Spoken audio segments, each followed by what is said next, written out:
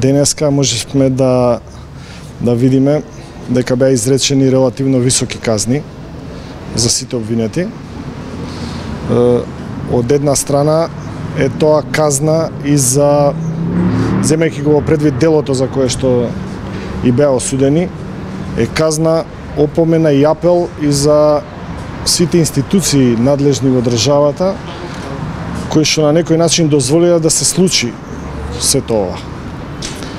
Ако се земе во предвид дека дел од луѓето кои што заминале во Сирија не се вратиле,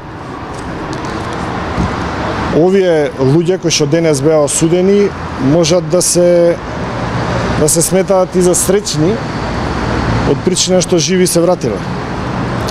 Така да во поглед на казната секако ќе има жалба, значи висока е, затоа што најпрвин овие луѓе сите седеле и престојувале во воен затвор во Сирија, некој седел 9 месеци, некој цели 2 години,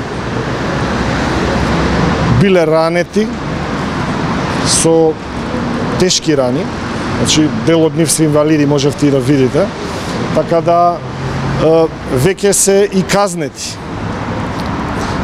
Во тој дел овие изречени казни се многу високи. Судот на 7 обвинети им изрече казна затвор во трајање од по 6 години и на еден обвинет казна затвор за од 9 години, бидејќи тој бил и организатор на одење на припадници на тие паравојни сили во Сирија, така да одговараше тој за 2 кривични дела, па доби 9 години.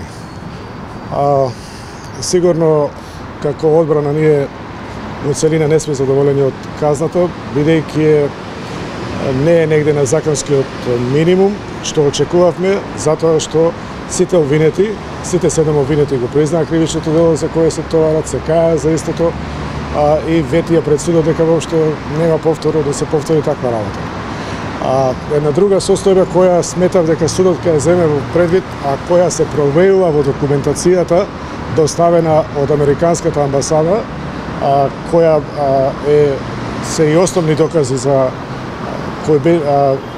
начинот на кој се отидени обвинетите, како учествувале во војната во Сирија, на која страна и така натака. Меѓутоа, по одреден период сите обвинети биле уапсени од страна на сириските сили и ставени во воен затвор, зашто документација и докази нити обвинителот предложен или согласно сите до сега изведени докази, нити пак до сега имаме добиено таков документ за да не служи доказ, како доказ во постапкава.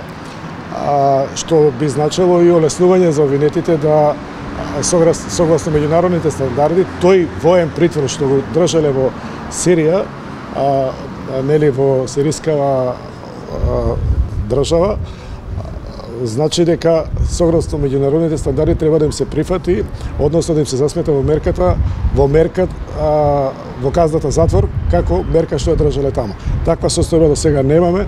Се надевам дека со помош на обвинителството се разбира и другите фактори, Министерството за правда и Министерството за надворешни работи, такви докази ќе обезбедиме и тоа време поминато во воен затвор во Сирија да им се засмета во затворската казна што им изречена тука. Велите висока казна, а минимумот е 5 години, добија 6 години. Колку очекувавте? Па видите, очекувавме да се примени институтот облажување на казна, бидејќи обвинетите навистина се кајат и го признаа делото во целина како што беше поставено.